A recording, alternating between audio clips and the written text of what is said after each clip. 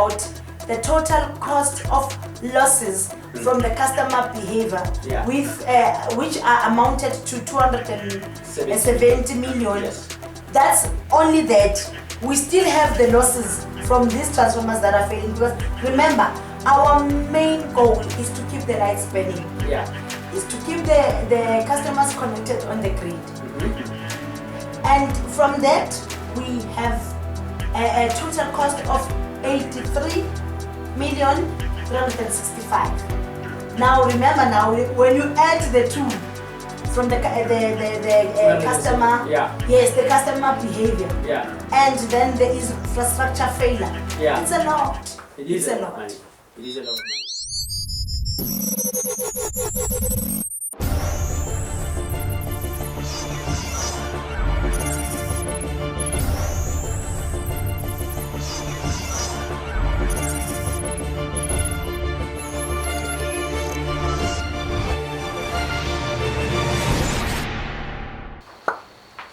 Hi and welcome to the show. By the name Ntombi Hlophe, and today we are going to talk electricity, yes, once again.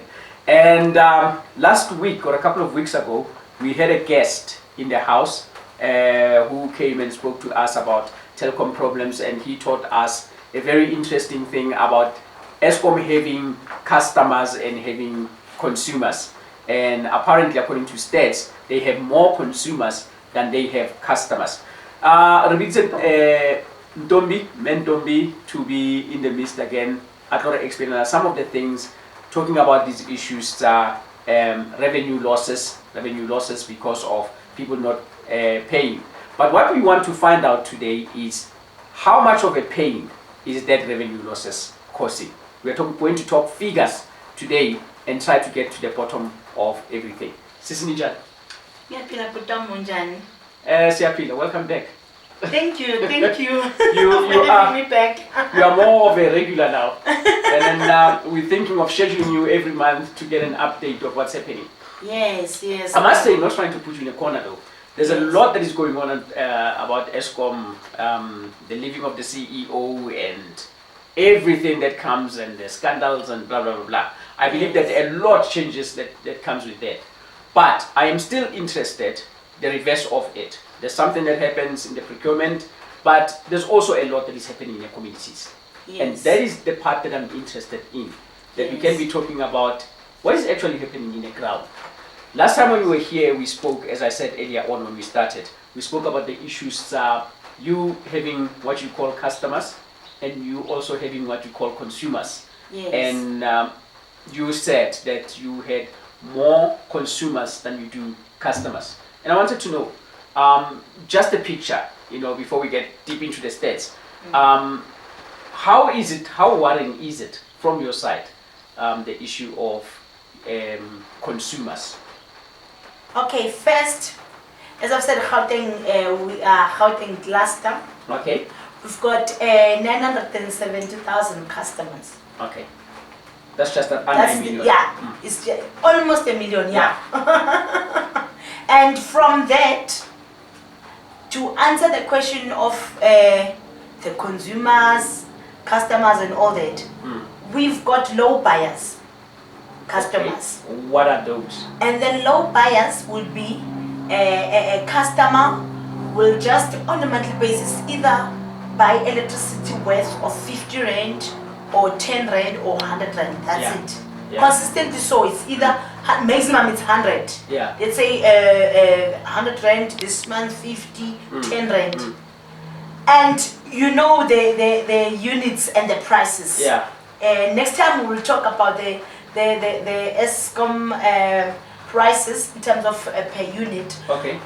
Like 100 rand will not even give you closer to 100 units. Yes. It's actually something closer to about 50 units. And you cannot survive for a month. A normal household cannot survive on 50 units. Irrespective of the type of consumption that you have in your house. Okay. Because other people, when I usually engage, they will say, no, I don't have a geyser. Now that's why I survive. Yeah. There's no way, because there you need to boil You must water. have to, yeah. Yes, you need to boil water to You need to bath. You need to cook. Still the lights. You need to iron. There's just no way. And the zero bias. Usually, when we when we check, we get zero bias. Then obviously we need to do audit. Yeah. Usually, what we find on site when we do audit for zero bias is that on the system, you bought units that worth 100 rand, but when we get to your meter, we find units worth 2,000 rand. Yeah. Then it tells us that you are buying from ghost vendors. Okay, I like the term. Ghost vendors, yeah. Yes.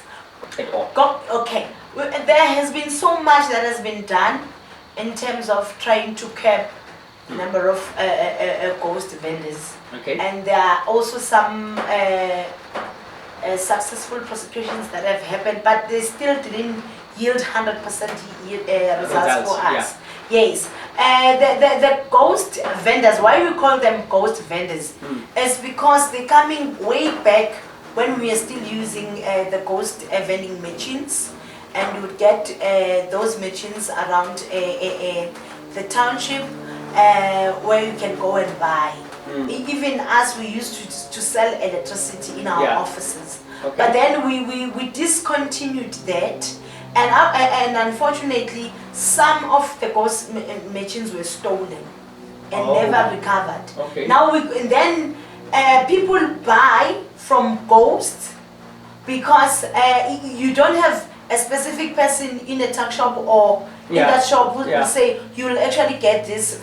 Usually those people, they say just send me a meter number. Yeah. They work telephonically only. Oh. There's no a shop that you can go and find. Go and buy there. Yes. All right. And usually when we get a lead, we usually then find, let's say Kile, who's the person selling, but Kile actually is working for Ima, and Ima is working for, it's a chain, a very long chain. Yeah. Yeah. Yes. Yeah. But then we always discourage our customers to buy from ghost vendors because we are not getting that money as Eskom. Okay. It is part of revenue losses. How much do you lose, just roughly, on ghost vendors? I don't know if you know that specifically to say, just on this, what did you call them, low cost, low buy or something like that? How much? I think before I come to the amount, the total amount of the losses that we have as a cluster or as a province, I also would like to speak about the zero buyers. Oh, okay. Because they are also coming from, or they are rather supporting the ghost vendors. Oh, okay. The zero buyers is the customers that don't buy it all. All right. But when you go audit, you find that there are units. Okay. You understand? But some of them... So they don't put 50 bucks, they don't put 100 rands? No. They don't buy? They buy straight from the ghosts. Okay.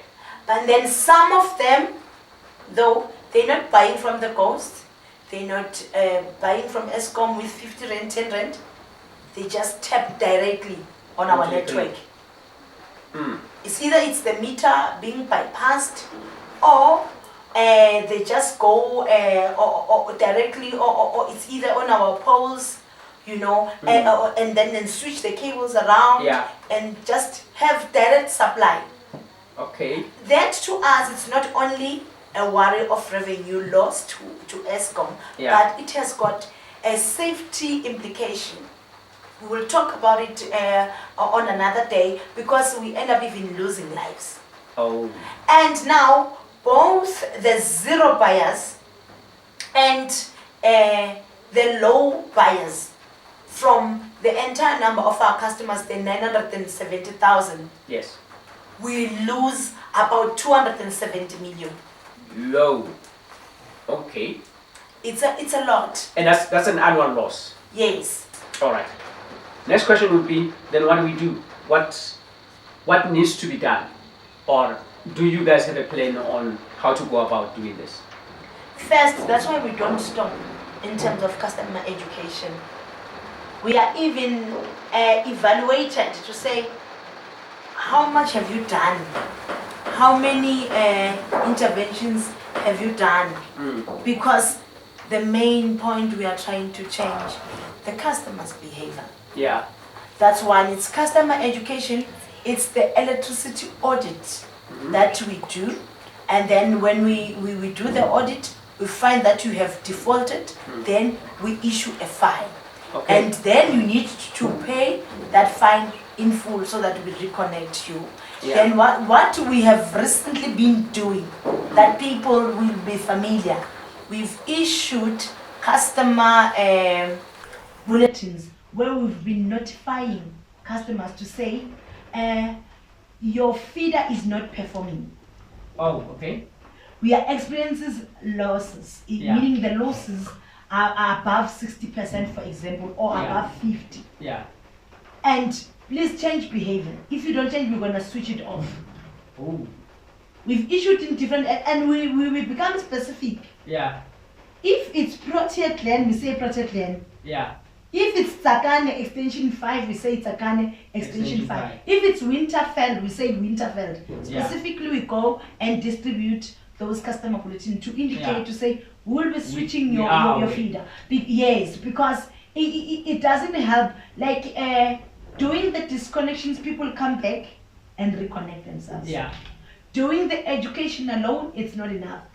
For us to prevent the equipment collapsing or the equipment failing and our infrastructure becoming a mess, we then switch off. Okay. Yes. All right. So basically, you're shifting the responsibility now to the community involved to say, this is a problem, and it gets to be your problem collectively. Yes. Those who pay might suffer because of those who do not pay. Certainly so. Yes. So they have to come together and sort it out themselves.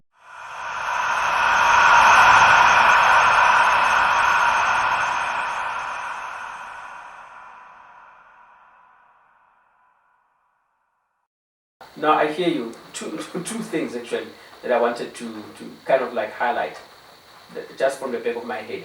One is this is a service delivery contract, I could say. I like what you said, that you have the contract. The contract is between Eskom and the customer. Yes. Not necessarily Eskom and the community or a municipality. It's you pay for a certain number of units and you get a certain number of a certain amount of electricity as per what you bought.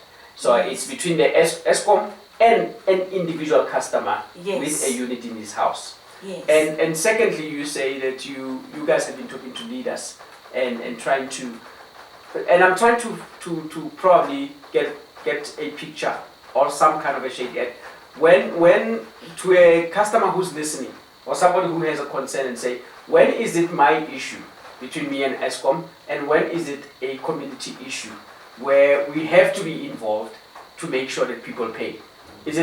Shouldn't I just stay in my house and get to be an Eskom issue to say, you make sure that everybody pays? I don't want to play a role there because it's an individual contract between myself and you. I'm paying you and I need electricity. I like the way you are asking your question. Because one, as much as we've got a customer, which is you, who's got a contract with us, Eskom. Yes. Then we've got a customer, which they say it's businesses. Yeah. From businesses. Yes. They've got a contract with us, Eskom. Yeah. Right? Be it your industrial customers, your small businesses. And then we've got a customer which is municipality. Oh, okay. Yes. Because we supply them in bulk. We have a contract with them. Yeah. Right? And among the three types of customers, let's start with the one that I started with, which is you having an individual having a contract with us. Yeah. Unfortunately, if you breach the contract, it's you. Yes, we can say maybe we go and just switch you off. Yeah. But now, when it changes, let's remember I paint a picture to say one transformer, for example, will cater for 88 customers. Okay, that's correct. Now, if now this individual, it's no longer only one person. Yeah. It's about 60 people. Yes. Who are behaving the same. then it becomes then a group issue. Yeah. Because now when the transformer fails, it affects everyone. When the supply is off, it affects everyone. But then now, it doesn't matter that you are few that are loyal to Eskom. Yeah. Engage each other to say, no, guys, Then it's more like a democracy thing. The many are making sure that you don't get electricity even if you pay. Yes. So you better make sure that you change the many to also buy so that you can all benefit. Exactly, because unfortunately our network is designed such that we cannot separate you guys, the 40, from the 60. The 60. Yes, now it's a matter of, guys, this is affecting you. You know what? I was telling the other group the other day to say, it's more like in the family. Yeah. If a Rahadi and cousin so-and-so are not coming to the party, we'll say, we are Slimaza and no. Yeah. Now it's the same thing. You know, because you are under this umbrella or under this transformer, you are now sort of like a family. Yeah. Because now, if the other one is not playing his or her role, you get affected. You are all going to, Yeah, now say, please, cousin, stop buying from Ghost. You know, auntie, please, stop bridging. I mean, you're still spending when you go to a Ghost. Yeah. You still, for the fact that you spend money, you know, it's like the shortcuts. Yeah. You know, do it the right way. Do it the right way, then all of us will be happy. Okay. No, I hear you. And I agree. Maybe let's come back after the break and we will be discussing even more issues on the Eskom infrastructure and probably talking costs on those as well.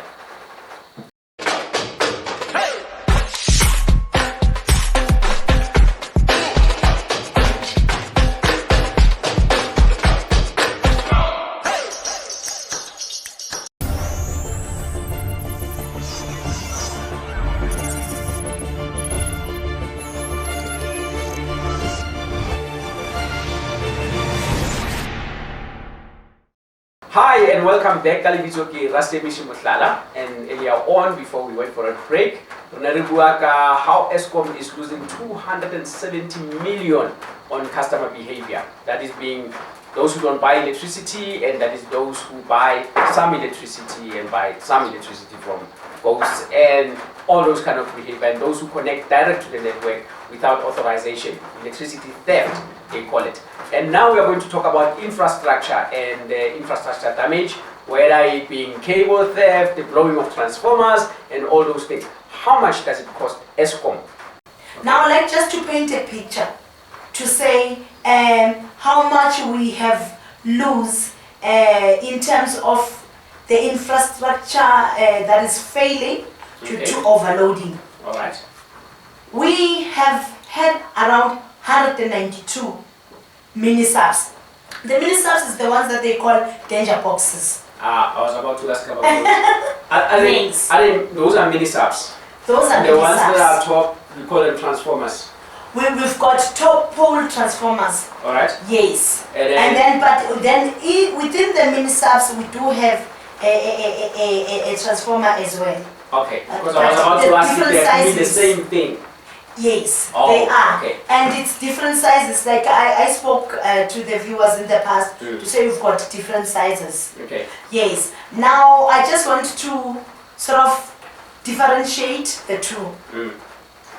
The transformer top pole, you find that there are poles like running along the street lines. Okay. Yes. And on top of those poles, you've got a transformer. Yes. Then you've got the mini-subs, and I said it's the danger box, yes, according to the local, yes, the township lingo, yes.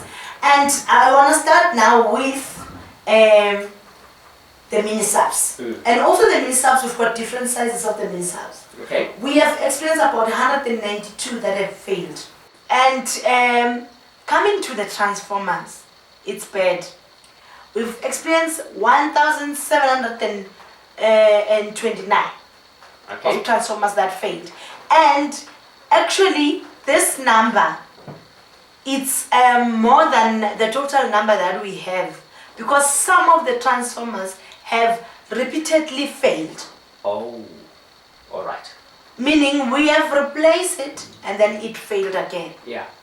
And then earlier on, as we spoke about the total cost of losses from the customer behavior, Yeah. with which are amounted to 270 million. Yes. That's only that. We still have the losses from these transformers that are failing, because remember, our main goal is to keep the lights burning. Yeah. Is to keep the customers connected on the grid. Mm-hmm. Now, when an unplanned supply interruption happens due to an equipment that fails, it means it's a loss from us, because in a nutshell, we should be getting money from the supply that our customers are consuming from. And from that, we have a total cost of 83,365,000. Now remember, now when you add the two from the customer, the customer behavior, and then the infrastructure failure, it's a lot. It is a lot of money. It is a lot of money. You know, hence we are appealing to our customers to say, let's please work together to change this. This behavior cannot be right. Because once the customer behavior can change, there is no infrastructure that can fail unless it's a technical fault. Okay. It is better to deal with technical faults rather than the faults that are caused by customers' behavior. Yeah. Because then it's going to be easy for us. We just take it for a technical assessment to say what caused this equipment to fail, you know, and what can we do to prevent it to fail. Yeah. Then it's easy for us. But for us to then change the customer's behavior, it's 100% relying on customers. Hence, from our side, we don't stop the education. Oh, okay. I hear you. I'm just interested in something else as we are talking now. I mean, looking at the two figures that you've just mentioned, 270 million and 83 million, yes. that we are looking at. That you mentioned earlier on this show that you make engagement with community leaders to talk about the electricity problem. Yes. And some of these infrastructure failure of either transformer or those danger boxes happen in communities and somehow by the communities if there's an overload. Yes. Do we have any improvement, or maybe do we have a way of speaking to those issues that communities can take care of their equipment and make sure that the equipment is always functional and is not overloaded?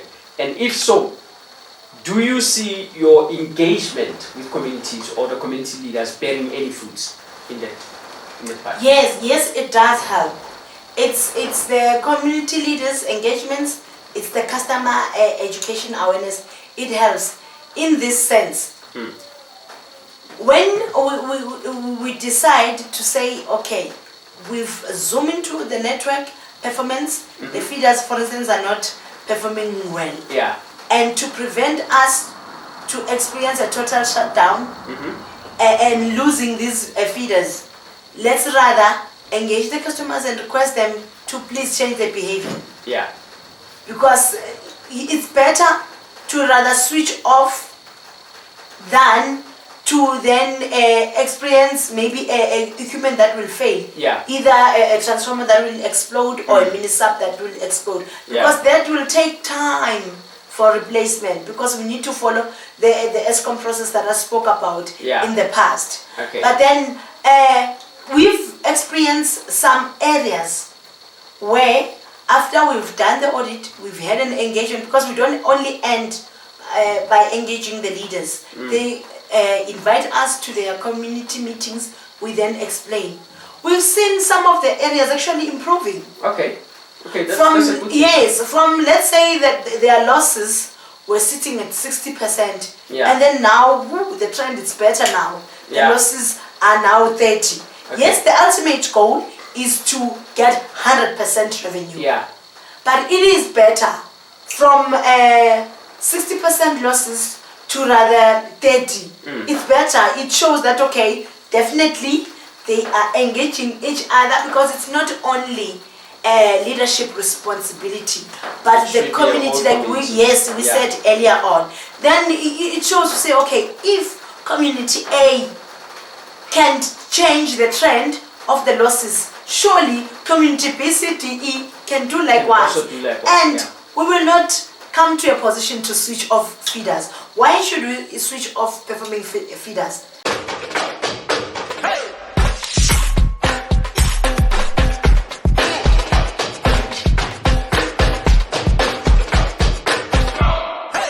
As you said earlier on, you talking about the collaboration between community leaders and you guys going to radio station and stuff, and that it yielded fruits. My question, I think, would be, what do you think would be the best solution that you guys can come up with to make sure that you raise your 20% to be 80% of customers in a certain area? First, we'll never stop to do awareness campaigns on a year-to-year basis. We will never stop doing that, because at times people will forget. One. Number two, at times it's new people who doesn't understand. We don't get an opportunity to reach everyone. Ah, okay. You understand? Because, for instance, even like, remember I said in the past, we go to schools, and kids are not always in schools. They move from your primary level to secondary to tertiary. You understand? It's a new audience all the time. Okay. And then for communities, it might happen that the residential area covers maybe, let's say, over 30,000 population, but in that engagement we get only 100. Yeah. Understand? Yeah. That's why we don't stop. We do that continuously. Then secondly, we are emphasizing to say, can please customers start paying and buying electricity and not take shortcuts. Yeah. And at some point we will talk about the free basic electricity, how people do apply, who's qualifying, and what's the procedure. Okay. And at some point people come with a lot of things that they mention that prevent them from buying electricity. But it's all about checking your needs and saying, how do you prioritize? Yeah. And we cannot take it away that electricity, it's a basic need. Yeah. And you cannot then prioritize other needs which are secondary, and then the primary ones you overlook at them. Okay. Now we humble asking our customers to please change their behavior. And if you are still on the right hand side, doing things right by us, please continue to be the ambassador to Eskom. Okay. Because you're not only doing for Eskom, but it's going to benefit yourself, because the meantime your neighbors change from being consumers and become customers, the chances of frequent supply interruptions will be limited. All right. Yes. Then my next question would be, if there's somebody out there who's hearing the message and go like, now I want to convert and start doing things right. I've probably reached my electricity meter or whatever the case is. I'm connecting directly to the grid, and I want to do things right. How does the person go about it? We will be happy for that. A person who voluntarily come up front. Because when we do audit, we will find you.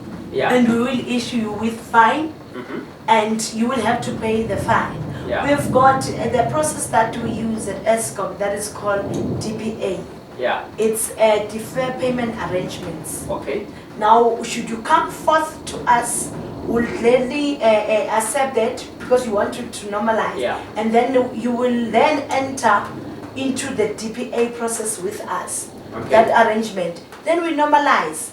And remember, the normalization in your house is not only about us getting revenue, but also your safety. Because the meantime you have bypassed or you've done something not right in your house, it can burn.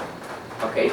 You lose your house completely. Yeah. And then it can have an incident which can be fatal. Yeah. Because there are electrocutions as a result of anything that is not normal, that is electricity related in the house. Okay. Now it's a two-way, we both benefit. Okay. So yeah, in conclusion, what's your last word? What would you want to tell your customers and customers to be? My last word, please customers, let's try and change this scenario. It's possible. Yeah.